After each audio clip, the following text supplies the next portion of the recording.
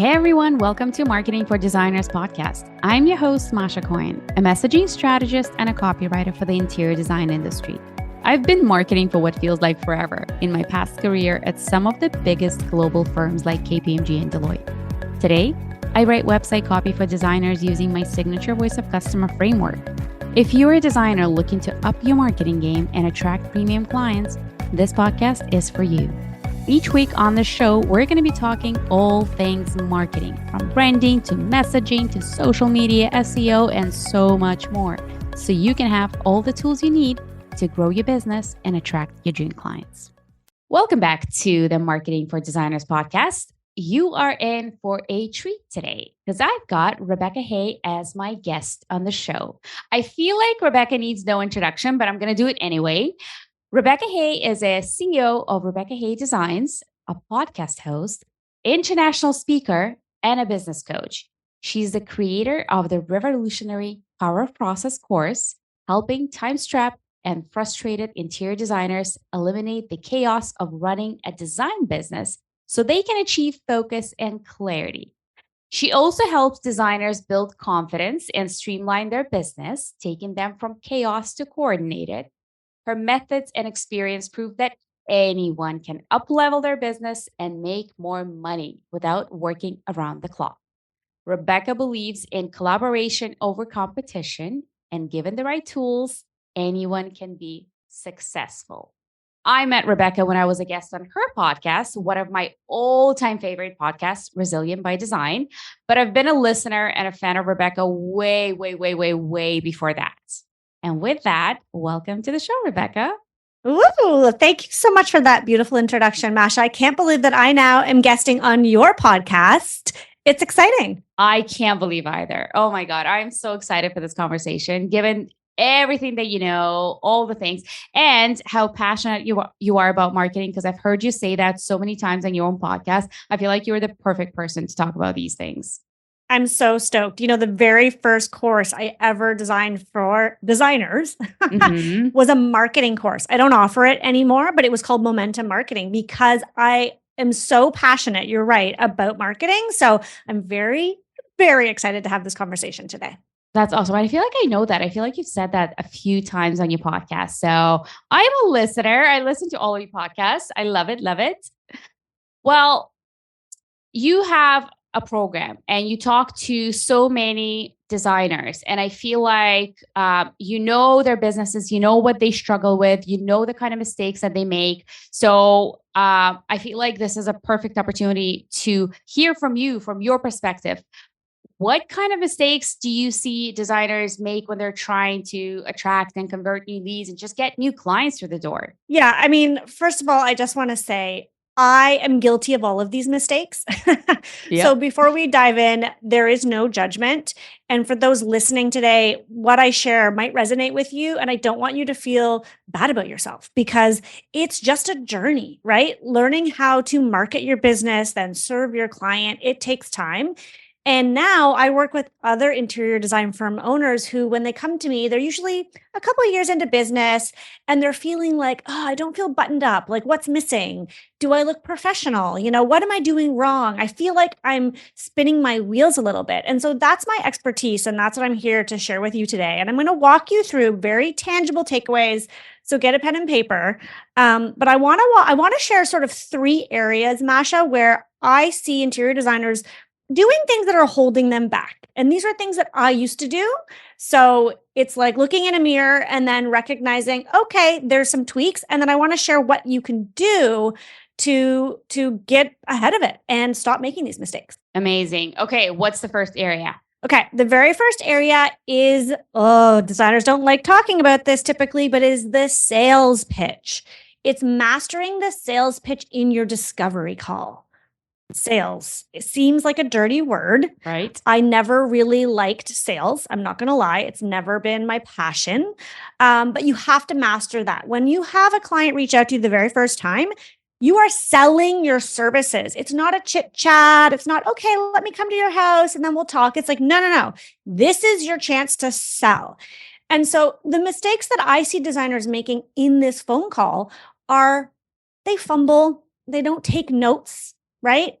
They're taking the call on the fly. They might be taking it in the car, right? After they've dropped the kids up at school, they're sitting in the car. Maybe they're on their way to a showroom and they're talking, or maybe they take the call, they step aside in the fabric showroom. And then oftentimes designers are talking too much.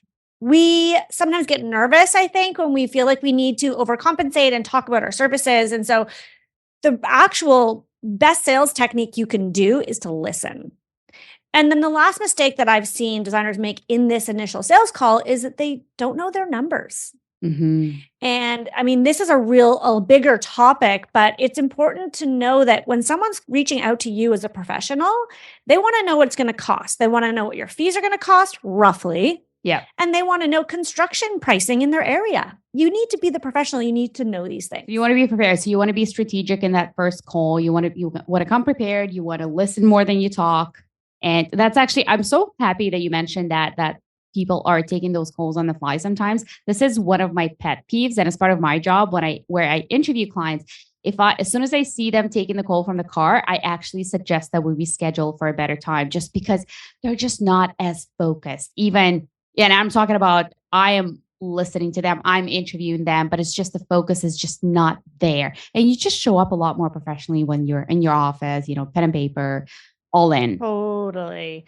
Yeah. So here's what you can do. Like exactly what you said, Masha. It's so true. Pen and freaking paper. Mm-hmm. Like I know it's old school.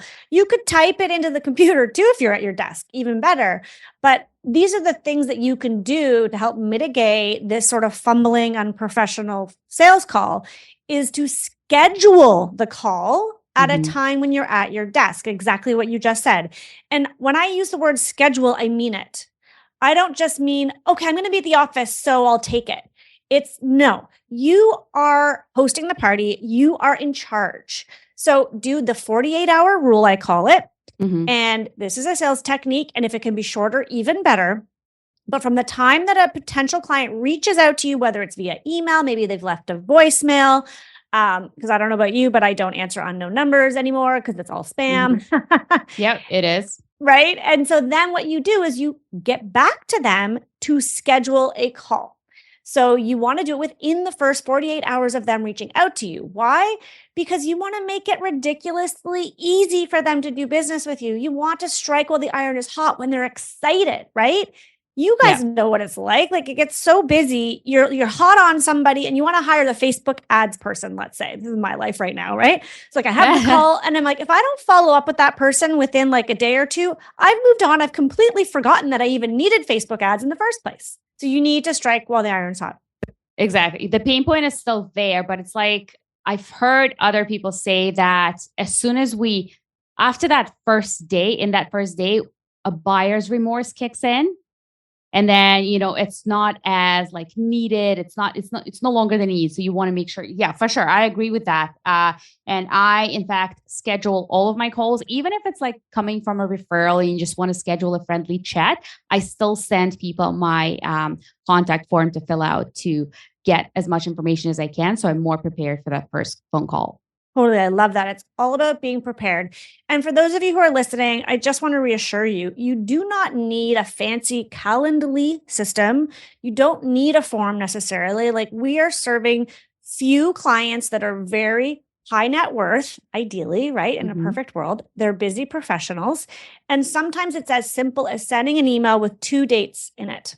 Hey, would you be available tomorrow at 4:00 or Tuesday at 1 p.m.? If not, let me know if there's an alternate work that works for you.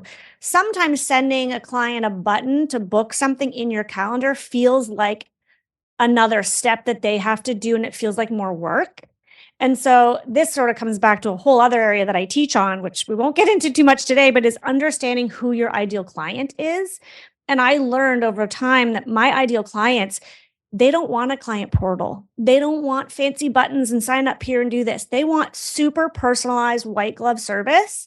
They want me to say in an email, I would love to set up a time with you. How is next Wednesday? And they just want to write back and say, that's great, 2 p.m. And so in some ways it sounds backwards because we're all trying to Uber tech ourselves, but just know your client. And then one other thing I will add to that to make those discovery calls tick so that they really convert potential clients into a consultation. Because if you follow a process like I do, that's my process, right? I have an initial phone call and then I'm selling them into the consultation. So I can go to their house and I always talk about money. And this is one of the mistakes I said before, is that we're not talking about money because we're nervous. And guys, don't be hard on yourselves. Like, this was me. I didn't want to talk about money because I didn't actually really know. I wasn't paying attention.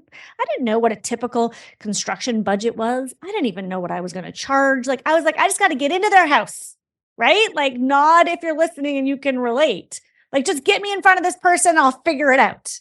Winging it.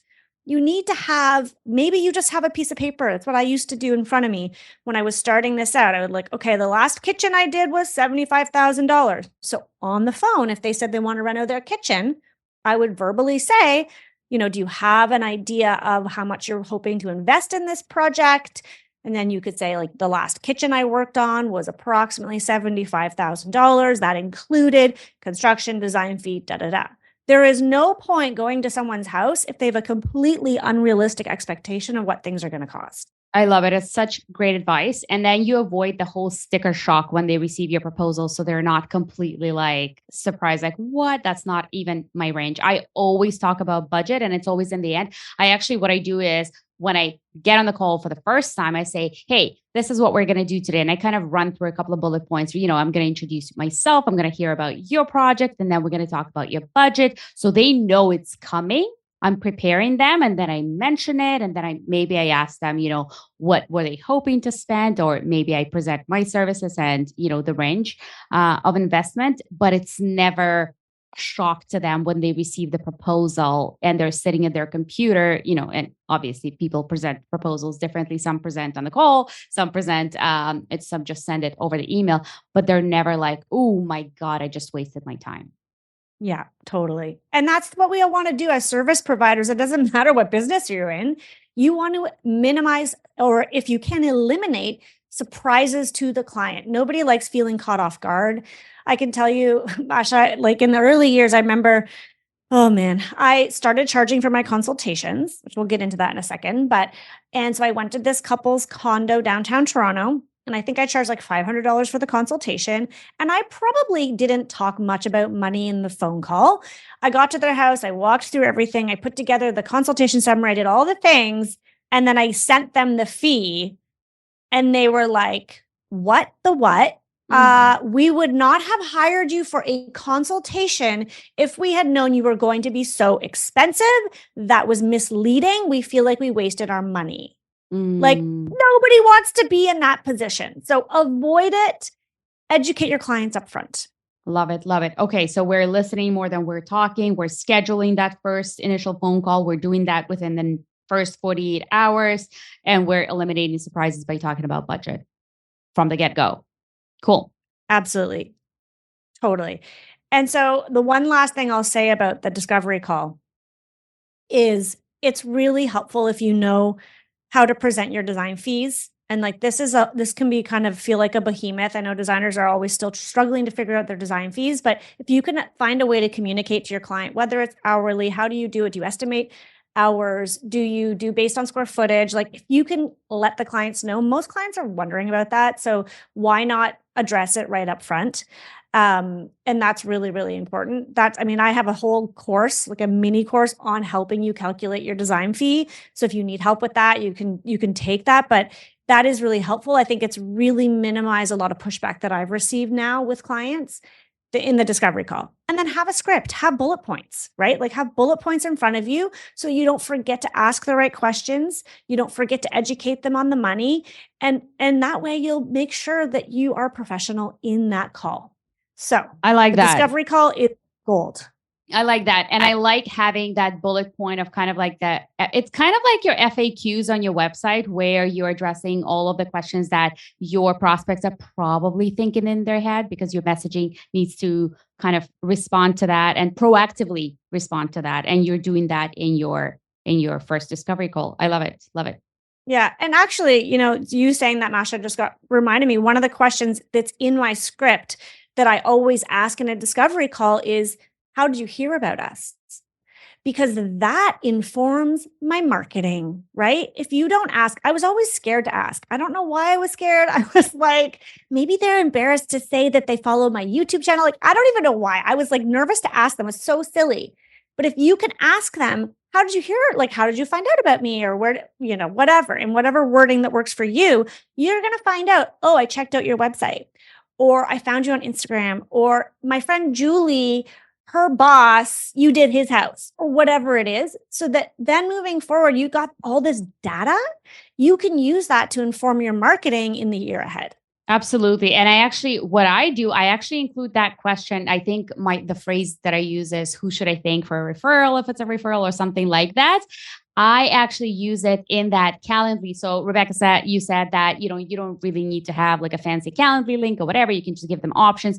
I do use one of those tools. And that's one of the questions that I ask, because I want to track those efforts, because how else are we going to know where to continuously invest in my marketing? If I know that it's constantly coming from Instagram, you bet I'm going to double down on Instagram efforts. So, so 1,000%.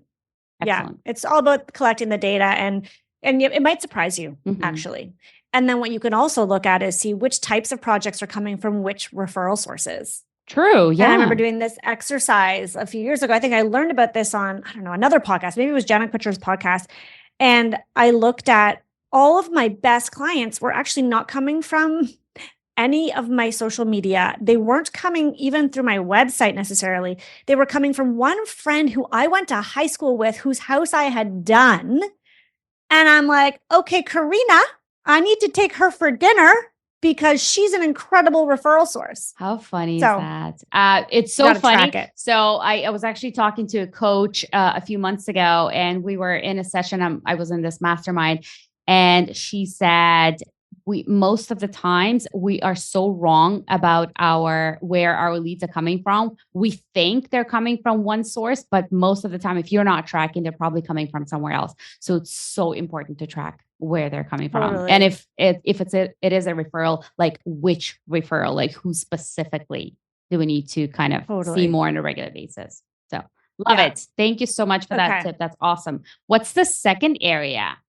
Okay. So discovery call, important, because that's going to get you to the consultation. So this is the second area where I see designers holding themselves back, is you want to use the consultation to secure the sale. So the discovery call, yes, you're selling them into the consultation, but more often than not, the mistake that I see designers making is they sort of show up at the house.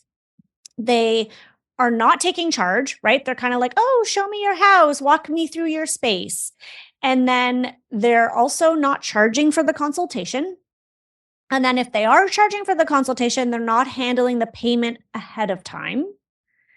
And oftentimes they don't have a sales pitch planned in the consultation to secure that client as a full paying client. So it's a whole bunch of things. Basically, they're winging it. And if this is you, don't sweat it. Like, I am the queen of winging things. Like, I'm pretty good at winging it. So I just keep winging it. Sometimes it works, but sometimes it doesn't. Yeah. You still want to be prepared. You want to be. And I like your advice on taking charge and not kind of letting them run the show, because that's great, because that immediately positions you as the expert. Like, it shows you that you've got a plan, you know what questions you're going to ask. And I feel like it also gives people confidence that they're making the right choice, because I want to hire a service provider who knows what they're doing, who is going to take charge, who is going to tell me what they need from me and not let me ask, because I don't know what I don't know. I want to rely on somebody who is going to come in and tell me what they need in order to do the job. 1,000%. I mean, you want to be the professional. They are hiring you for a professional. And chances are, if you're a design firm owner and you're listening today, you would like to make more money. Well, how do you make more money? How do you raise your rates and charge more for your services? By being more professional. You can't just triple your rates and keep doing things the same way you've always been doing them. You need to button it up. You need to look professional. You need to have systems. You need to have checklists, right? You need to show up at the consultation with your, whatever it is, iPad or your clipboard, and say, okay, here's how we're going to run this today. and you take charge. Love it. That's such good advice. Love it. Okay. So can I share a couple of other things that make this consultation really 100%. powerful? Yes. Okay. The consultation. Some people are nervous and scared. First of all, you have to charge. In my personal opinion, there are some coaches out there that say don't charge. And I think that works if you're already in a very upper echelon clientele. I worked for a designer years ago. He did not charge for consultations, but we also were doing $10 million homes. So when he was called in by someone who was referred to him by a client, it was pretty much a shoe-in. And if we didn't get it, it wasn't a big deal because there's enough money coming through the door. If you don't charge when you're starting out, you're going to get a lot of tire kickers. Those are the people that are like, I don't know. They probably can't afford to hire you for the full meal deal. As soon as you start charging for your consultation, you immediately weed out. You're pre-qualifying and you're getting people who are serious about spending money on a professional. So that would be my first tip right away, start charging, and then make sure that you invoice for the consultation before you arrive at their house. Do not wait until after the consultation to bill them. I can't tell you how many designers have come to me and said, yep, that person never paid. I kept following up and they didn't pay me for my consultation. Also, it's awkward. I don't know if you're like me, I feel awkward talking about money. And I tried this thing, Masha, when I first started charging for my consultation, someone had said, collect the money as soon as you get there. I was like, okay, this is going to be hard, but I'm going to do it. So I arrived, it was like a friend's mother. I arrive at their house. They were not the right client. But anyhow, I arrived at the house and I was like, okay, so first of all, I just like to take care of the payment. Did you get here's the invoice or something? If you have a check, that would be great. And she looked at me like I had three heads and she said, oh, well, this is not typical. I don't typically pay for something before I've received the service. And I was like, oh my goodness. I was pooping my pants. That's I was awkward. like, oh my God, Rebecca, what are you doing? And I held firm and I said, well, that's how we do it. We find it's the best way to get the discussion about money out of the way so I can really focus on bringing all the ideas. She paid it. But I can tell you, Masha, that was the last time I collected payment at the consultation. I believe so awkward. Yeah, it's so much easier to just take care of it beforehand. And then, we manage expectations that way. That way you arrive there, you're on the job, you're ready, all the logistics are taken care of. Totally. Okay, so you're charging for your consultation. When you get there, start by telling them, here's our agenda. Have an agenda. And then walk through the home and listen. Again, I'm going to bring it back to listening. I think sometimes as creatives, I don't know, Masha, if you can relate to this, but we want to prove our value and our worth. And we want to walk through, especially if people are paying us, we want to make sure that they get their money's worth. Oh, $350, right? So we're like, well, you could do this. And what about this? And let me show you this and this. And I've got paint samples in the car. And let me bring this out. And that you could do a damask there. And we go over the top when really it's about getting to find out if this client and you get along, because this could be a long-term relationship, and listening to their needs and taking notes. Yeah. And you don't want to overwhelm them by speaking and bringing up a whole bunch of ideas. As I said before, I interview clients as part of my interview process when I write their website copy. And I feel like, I'd say 9 out of 10 homeowners that I speak with, the thing that they appreciate the most about the designer that they've worked with, they all say it was the fact that she listened. She really got me. That's what I hear all the time. She really understood my vision. She really listened. She took the time to get to know me. And I'm just always blown away because I always think they're going to say something like, well, no, it's her process. It's this, it's that. It's the listening. It's the fact that you take the time and really connect with that person. Totally. Ultimately, at the end of the day, we all just want to feel heard. Yeah. Right? Yeah. And especially if you're paying someone top dollar, you want to make sure that person is actually listening to your needs. 100%. It's funny. There was, I had worked with a client a couple of years ago, and she said her friend had worked with this big name in Toronto. I won't say who it was. Big name who'd been around for a long time, quite famous designer, architect. And she said that her friend, she said, Rebecca, it's so refreshing to work with you. You really listen. And I'm like, oh, duh, obviously. Isn't that the whole point? She's like, well, my friend worked with such and such a designer a few years ago. And when she first came into the house, she's going on about, we do this and we can do that and we can do this. And then her friend apparently said, well, I know, but what about what I want? Like, I have ideas. And the designer said to this client, oh, darling, it doesn't matter what you want. It's what the house needs. Oh my God. Can you? And What? you know what, though? She did the house, and I think the client wasn't really that happy in the end, but there are people who can get away with being like this, but I don't recommend it. I know, right? To each their own. To each their own. There's a client for everyone, and there is a service provider for everyone. You made me think of something too. But years ago, when we first moved into my house, and my husband is a general contractor, and we invited an interior designer for something, and as soon as she walked in, we already removed the wall because my husband had a vision, and she's like, "Well, we're only going to start working together if you put the wall back up." And that is like, that was the first thing. And I remember it like it was yesterday. That was the first thing that they said, because she had a vision and there was nothing to it. Like there was nothing about what we wanted, how we wanted that kitchen, but it was it just left me with such bad taste in my mouth. It's like, okay, but what about us? Like, this is how we think it's going to go. We trust your vision, we trust your expertise, but we had a vision, we had an idea. So it was I just kept thinking about it. All right. So the last thing I'll say about the consultation that is the most important, well, it's hard to say what's important. Listening is really important. Yeah. Is make sure you leave time at the end to sell the client. And what I mean by that is it's not like a sales pitch, but you need time at the end to walk them through what it's going to look like to work with you. You need time at the end to say, hey, let me walk you through our process. Here's what it looks like to work with us. First, this happens, then this happens. And here's what's happening next. What happens is we get so caught up in like our people pleasing, I think, and we're listening. If we're, doing a great job, we're listening, we're walking through, we're sharing ideas. And then before we know it, oh shoot, there's our time. And I can't tell you how many times I ran out of time at a consultation. So what do? You go over. And so many designers in my community say to me, oh yeah, well, I mean, the consultation is supposed to be an hour, but I'm usually there at least 90 minutes. And so that is time management. It can be challenging, but if you tell them up front, okay, at the end, the last 20 minutes, we're going to sit down. I'm going to walk you through what it looks like to work with us.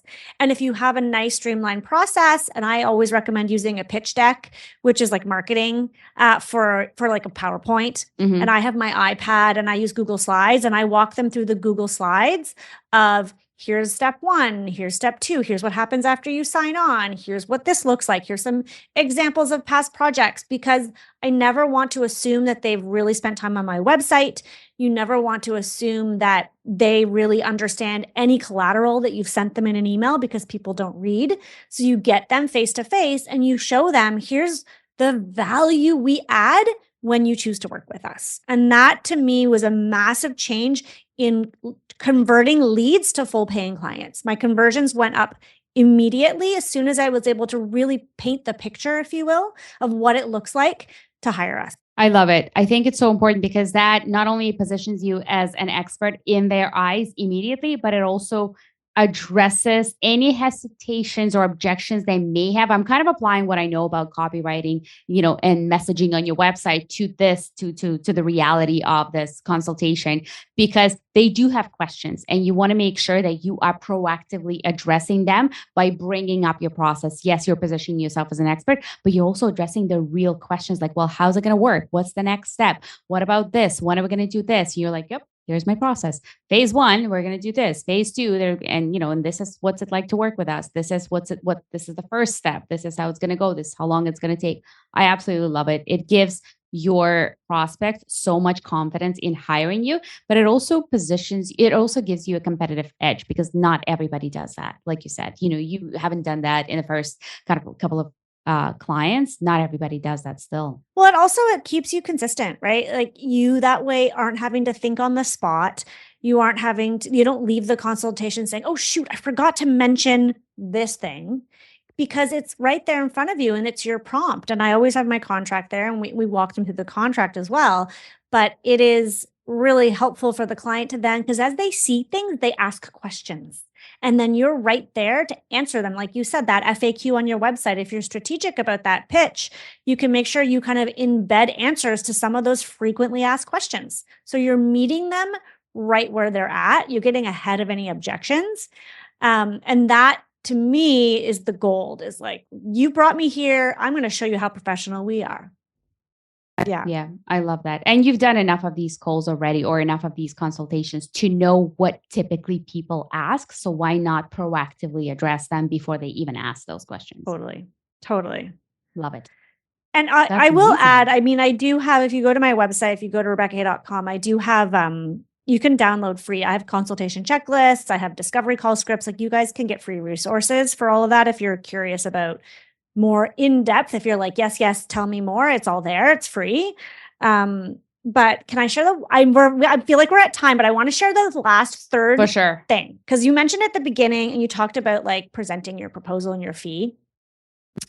So the last thing that I'll say that I think holds designers back from converting those leads, like, you're putting all the money into the marketing, you're spending all your time, you're bringing them in, but you're not getting them to sign on, is how you present your fee proposal. And the biggest mistake, and I did this for years until literally only 2 years ago. So I am one of you, if you've done this, is just sending off the proposal in an email. Like, poof, hit send. Oh my God, I'm so nervous. I don't know. Is it too much money? I don't know. Let's see. And then you hit send on an email and you're just waiting and you're waiting, and they ghost you, or they come back with a million questions. And you start to second guess yourself, and you get nervous, and you start telling yourself stories and making up scenarios in your head of why this person hasn't gotten back to you. Like, stop doing that. And I resisted. Oh my God, and we all do that. I resisted this. Like, even after I was teaching designers, that was the one thing I wasn't teaching because I wasn't doing it until I started to do it 2 years ago. Holy heck, Masha. Like, holy heck. Like, what do you do instead? Do you now do it live with them? Okay, so here's what I do. Write this down. This is so good. I learned this from a coach. I can't take credit for it, but it's so good. At the consultation, I tell them, I'm going to put together a customized proposal based on everything we've talked about today for this project for you. And what I'm going to do is schedule a time to review it with you. So I call this a circle back call. How does this Thursday look for you? You're like standing in their house. You haven't left their house yet. And they say, oh, okay. Because of course they want to know what the proposal is going to be. And you say, let's get it in our calendars right now. And you pull up your phone and you look and you probably, going into the consultation, you already blocked off some time slots that you know are going to work. And you say, what about Thursday morning at 10? We can hop on like a quick 30-minute Zoom call, and I'll share the proposal with you. And they might say, oh, 10 doesn't work. What about 3:30? Great. You find a time while you're standing there face to face, and then you can either send them the invite right then and there, or you can do it once you get back to the office, and you schedule a circle back call to review the proposal. Now, the first time I did this, I was sweaty. I was nervous because I just want to send it off into the abyss and have them say yes, and I can go about my life. But you get them back on Zoom and you share your screen, you share your proposal, and you walk through it. You can see their reaction. You can answer their questions. And then you immediately know if it's a yes or a no. And if it's a maybe, you know why. You're not guessing. It's not drama dragging on for weeks. If you do that, it is going to immediately increase your conversions and your confidence. How much time should pass? Like, you're saying, okay, for example, let's schedule it for Thursday. Like, how much time after the consultation should that call be? Are we talking about next week or same week or a couple of days later? It depends on when in the week you're doing the consultation. If you can do the call the same week, I think that's ideal. Because again, it's fresh. They're desperate to know what it's going to cost. They're waiting. They've just invested in you to come to their house. They want to know. And if your consultation's later in the week, then I would schedule it for early the following week. What this forces you to do too internally, because how many designers listening agonize over their fee proposal, and you're like second guessing, and you spend hours, and then you create it, and then you send it to a friend. You're like, what do you think? Do you think 20,000 is too much money, or 7,500? Oh my gosh, I can't charge that. Should I charge that? I don't know. Do you think like all that stories we tell ourselves, and then we're discounting it. If you give yourself a time limit, you are forced to put that proposal together and then get it out. And then you can freaking move on with your life. It is so scary to do that. I can't, like, I'm just thinking about, because I feel like I want to try it for my own business, even though I'm not an interior designer. I'm a copywriter for interior designers, but we all go through similar issues, and it feels scary because I feel like you're putting people on the spot by reviewing the proposal, but at the same time, you are getting their true reaction, and there's no questions asked. And obviously, you don't send the proposal ahead of time, right? You're like literally walking them through on the call. Yeah. I mean, I've done it. Some designers in our community like to send it the night before. I don't like that because I think it gives them too much time to pull together a million objections and then maybe cancel the call. That said, you could send it to them like that morning, and then you hop on the Zoom at 1:00. So that way they do get a chance to look at it. So they're prepared with the questions. I think it's really up to you. But I mean, sending it and then scheduling a call a week later, like, good luck. I mean, they're not going to accept or show up for the call. I love it. That's such a ballsy move, but I can see how you've improved your conversions just with that single step alone. That makes a lot of sense. Like, it still gives you time to go back to your office and like play around with your numbers, think about the project. You know, I have a calculator that I use per square foot, and I'm looking at that versus a past project. Like, you want to make sure you put thought into the proposal. But it does give you a parameter, it gives you a deadline, which sometimes we need that to hold ourselves accountable. I love it. I love it. I hope the designers that are listening are going to implement all of these tips. They're going to try them out, experiment, see what works for them. Oh my God, I love them. Thank you so much for sharing all of these tips. I want to ask you something that I always ask designers at the end. What's one practice or habit that you've implemented in your life or in your business that has been game-changing? Hands down, time blocking. You look surprised. I am surprised. Every time people say that, I'm like, damn it, it does work. It does work. So many people have said time blocking. You can't even imagine. So it's not something that happens overnight, Masha. Like, this is something I've been working on for years. But time blocking in its purest form is making sure that I have blocks of time in my week to work on like-minded tasks. So on a day like today, for example, I have a podcast, right? I would, if I were scheduling an interview with you, I would also do other interviews in that same day. So I would do 3. I tend to not want to do more than 3 interviews these days. I find it's a lot, like you're on Zoom, but I would do maybe 3 interviews and a solo, or I would do 3 interviews and then maybe like a Zoom call for one of my courses, because in that day, I do my hair, I do my makeup, I have some outfits. I'm in the headspace of Rebecca showing up on Zoom to communicate. But then on another day, I might need to go source tile or do something like that. So then I might time block another day in the morning to bounce around to all my vendors. And it's sticking to those like tasks within a block. That for me was a game changer when I started to do that. Because as a designer, I used to go to like the lighting store and say, okay, I'm going to source for these 2 different projects. I mean, kill 2 birds with 1 stone, right? But then I would get overwhelmed. I'd forget which project needed what. I felt scattered. And then I'd have a contractor call me and I'd be driving to site and I'd be on site and be like, oh shit, I never need to invoice those clients. When am I going to do that? And it felt super chaotic every day. So when I got really strict on Tuesdays are my office day, it's admin. I'm going to do invoicing. If I need to meet with my accountant, if I need, just trying little by little to do those types of time blocks actually gives you more time. You feel initially like you're doing less, but you actually get more done. I agree with you. It makes a lot of sense. I do something similar. I don't do a lot of time blocking, but I'm actually doing it this week because I'm recording like 10 different podcasts and I've specified the specific day. So today I'm actually recording 3, which seems a little bit crazy to me, but I'm like, okay, I'm already dressed up. I'm already with makeup on. I'm already here. You know, my kids are almost at the cottage. So it's like, it's good time.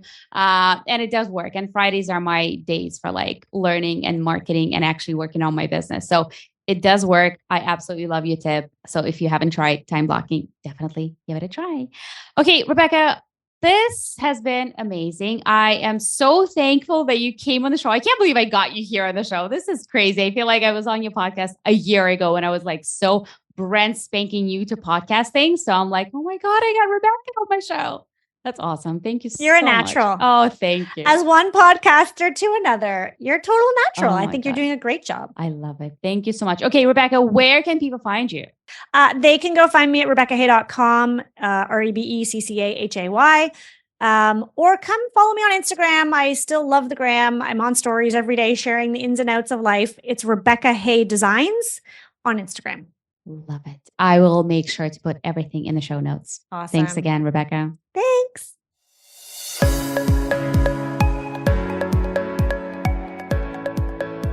Thank you so much for tuning in to another episode of Marketing for Designers. This is Masha Cohen signing off. See you next week.